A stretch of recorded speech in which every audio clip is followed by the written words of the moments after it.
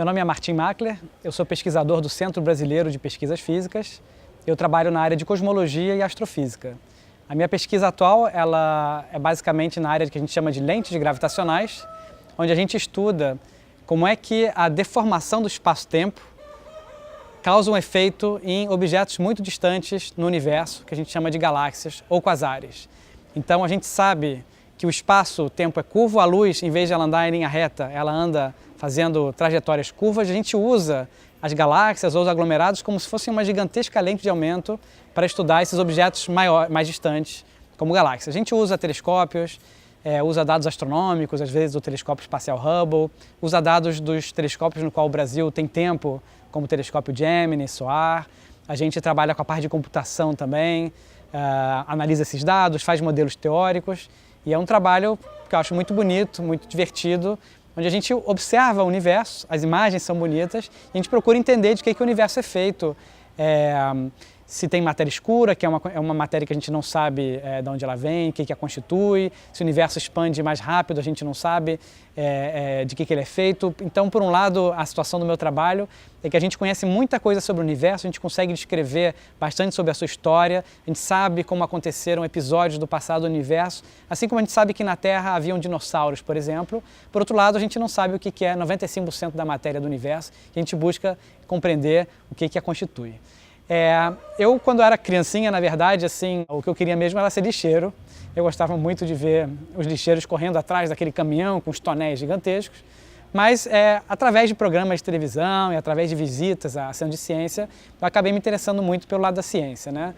Na minha época, tinha um programa de televisão do Carl Sagan, que era furor entre as pessoas que gostavam, falavam um pouco de tudo, de ciência. E eu tive o privilégio, a sorte de meus pais serem cientistas, né?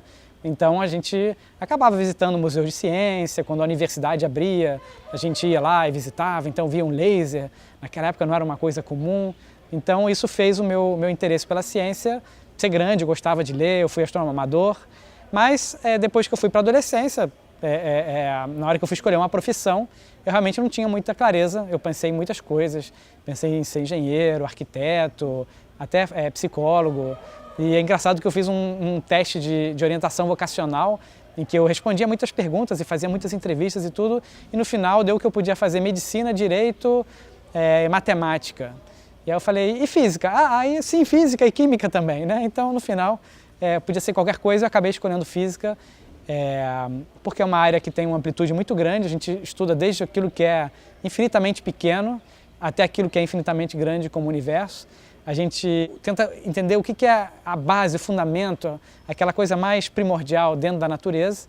E tem muito experimento, tem, né, para quem gosta de fazer experiências, a gente tem a parte mais teórica, matemática, a parte computacional. É uma área muito multidisciplinar que eu acho muito divertida.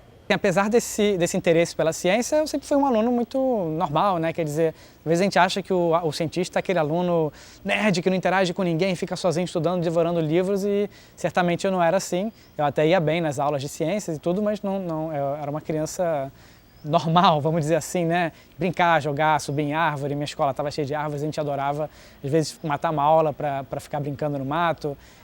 Enfim, ver televisão, atividades que todas as crianças fazem, né? Não tinha nada na minha infância, na minha adolescência, que diria, esta pessoa, ela vai ser cientista, né?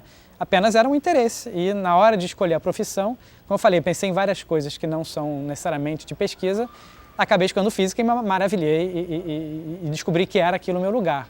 Mas foi apenas essa certeza na universidade, né? E eu vejo isso com muitos colegas cientistas também. Muitos deles gostavam de outras coisas e se descobriram, né, como cientistas na hora de se aprofundar naquele estudo da ciência. Eu descobri que havia uma sementinha plantada para ser cientista quando eu virei né? Mas claramente o meu ambiente familiar favoreceu muito, né? Meus pais nunca me influenciaram no sentido explícito de dizer que eu deveria ser cientista. Até que se fizessem isso, provavelmente eu não seria cientista, né? Mas eles, obviamente, eles gostavam, de participar de coisas de ciência. Eles iam a museus de ciência quando iam de férias, né? Então eu tive a sorte de ser muito exposto ao mundo científico, de nível de divulgação científica, pelo próprio interesse dos meus pais. Então, sim, certamente isso influenciou muito. Eu acho que a gente, para despertar essa paixão, né, tem que ser exposto primeiro ao que é a ciência. E nisso, viver num ambiente familiar de cientista me favoreceu muito. Outra coisa que me favoreceu muito é que meus pais não podiam dizer: filho, não faça isso que você morrerá de fome. Então, muitas vezes, as crianças, os jovens que têm interesse na ciência, são desestimulados com medo da situação financeira mesmo, né? E isso não aconteceu comigo, primeiro porque a nossa situação financeira não era ruim, né? Materialmente a gente tem, eu como cientista hoje tenho tudo que eu preciso.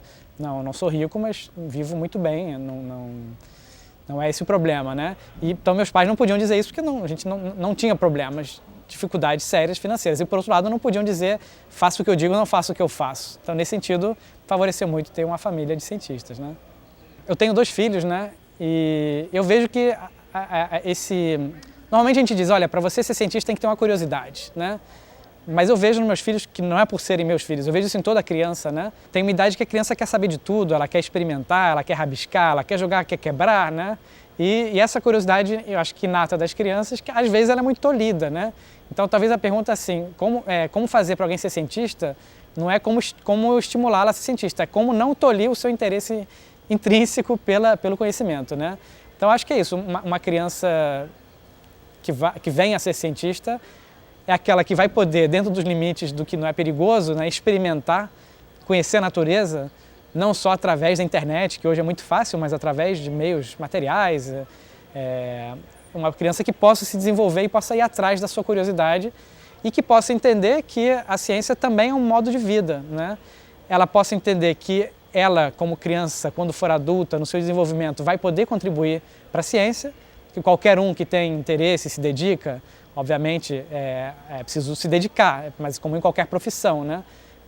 Qualquer pessoa que tem o interesse e a dedicação vai poder ser cientista e contribuir para o conhecimento. Então, acho que o que você diria para a pessoa que quer ser cientista? Eu diria: olha, continue se perguntando sobre a natureza, continue sendo curioso e treine, né? Um jogador de futebol, se ele não correr o tempo todo, se ele não fizer exercícios físicos, se ele não se preparar para ser um jogador, ele não vai poder sair jogando bola em campeonato, né? Então aquilo que às vezes parece chato, que é o estudo, que é as contas, as matérias, né? Na verdade não são mais que uma preparação análoga à preparação física de um jogador de futebol. Se você quer ser jogador de futebol, não adianta ficar jogando pelada e depois beber com seus amigos. Você vai ter muito treinamento como um desportista. E o cientista é muito parecido, né? Não há nenhuma característica que o modifique. É uma pessoa que decidiu pegar esse desafio de se treinar muito, porque é aquilo que ele gosta, e uma vez treinado, aí ele pode contribuir para o conhecimento da natureza como um cientista. E acho que no Brasil, apesar de muitas dificuldades, é possível se fazer ciência de alta qualidade mundial, né? Que, aliás, eu queria comentar também esse fato, né? Muitas vezes existe esse complexo, eu ouço muito das pessoas que querem ser cientistas ou que conhecem um cientista: mas no Brasil não dá para fazer ciência, né? A ciência, na minha área, que é a astronomia, a ciência é feita na NASA, claro, né? O Brasil não vai fazer ciência. E às vezes a gente tem dificuldade, então, de entender que no Brasil existe uma ciência de alto nível, ela é em menor quantidade que alguns países, ela tem mais dificuldade de financiamentos, mas existe sim pesquisa de alto nível no Brasil. Então é possível a gente pesquisar e contribuir para o conhecimento mundial aqui no Brasil também.